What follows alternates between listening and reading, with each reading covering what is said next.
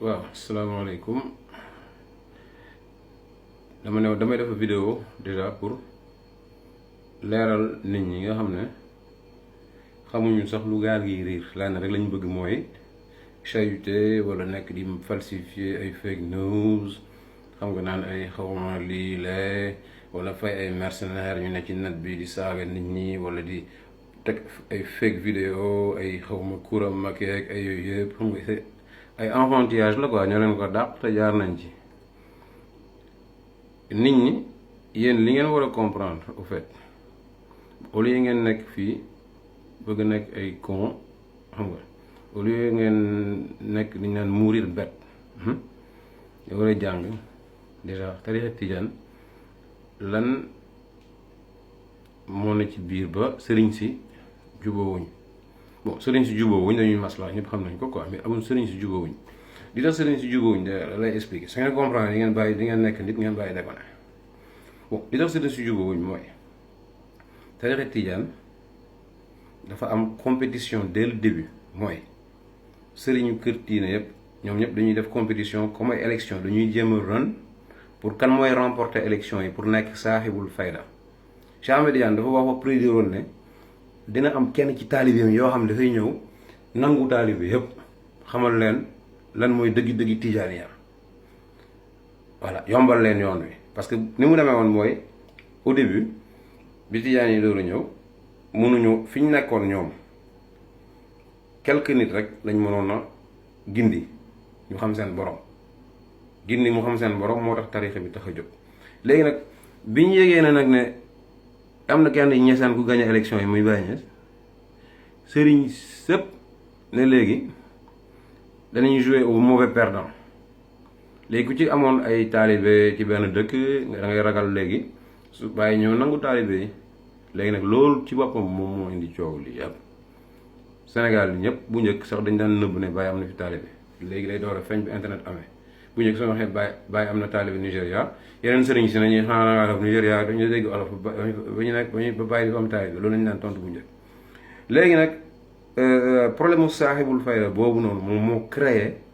conflit entre kër sëriñ si mi ngi mel ni Auchan mi ngi ñëw ci dëkk bi boutique yëpp ak commerçant yi xeex ne Auchan dañ ko fiy jëlee voilà mooy Baye indi na faydu bi na dafay nangu suñ koñ bi su nangoo suñ koñ bi léegi après nu ñuy def dañuy dem léegi dootuñu nekk di sëriñ gars yi taalib yi dañuy mujj xam yàlla ñoom ñëpp après léegi ñu perte leen dootu leen mën a utiliser leen nax comme ni ñu leen naxee bu njëkk di leen këeruloo ay xasaa yi rek di leen woyloo ay conneries di leen naan diina ji ay affaire comportement la ak ay grand boobu ak ay xawma affaire sociale quoi alors que diina ji c'est d'origine spirituelle spiritualité boobu ko tax a jóg sëriñ bi nga xam ne moo ko mën a dispenser ay taalibeem kooku mooy sëriñ bi ñeneen ñi ce sont des charlatans wala des wannabes ay wannabe lañ duñu ay sëriñ kër yi yëpp ku ci mënut loolu doo sëriñ du question ay affaire sant ak yooyu xam nga man du ma toog naan leen bon ñun ay shérif la ñoo ko xam nga ay naan bien que dëgg la mais bon du ma nekk naan leen bon ay xam nga ay maanaam ñëw leen topp ma parce que sama maam mooy diw dañ ne kaay topp ma pour ma xamal la secret tijaaniya bi nga xam ne moom nga déggoon bi nga koy wërsi voilà loolu la quoi léegi nag loolu su ko nit ñi comprendre danañ xam ne am sëriñ yële ay mauvais perdant lañu mënuñu xam le yàlla lenn rek lañ mën mooy fay ay mercenaires xam nga ñu ne ci télé bi naan Ahmed Khalifa dafay drogué wu c'est easy c'est stupide loolu ay affaire xale 14-15 ans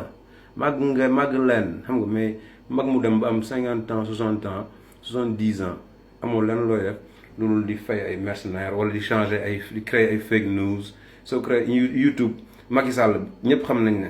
bi mu ñëwee Médina Gounass ñëpp dégg nañ ko lan la wax ak waa ji lan la wax carrément bu njëkk sama papa moo ne ko dama la ñaan pour nga destituer dindi baatu xalif général di Tidiane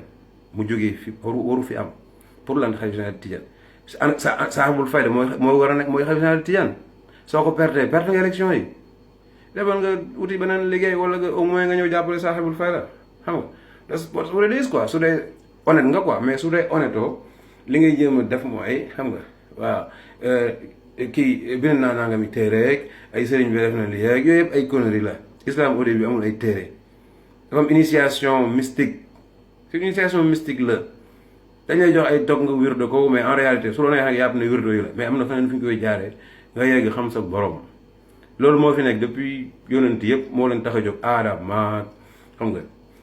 Kayin Abi la Chiita Idrissa xam nga ainsi de suite ba ci kaw loolu mooy origine diina original bi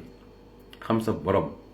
mais xamoo sa borom nga nekk fii ci ay naxaate ñu lay nax après soo dee nga nekk benn con soo dee dem safara ba wat gëdi si gën a xam yëfi con la quoi bu la nga war a topp yëfi ganaar yooyu yeewu leen ah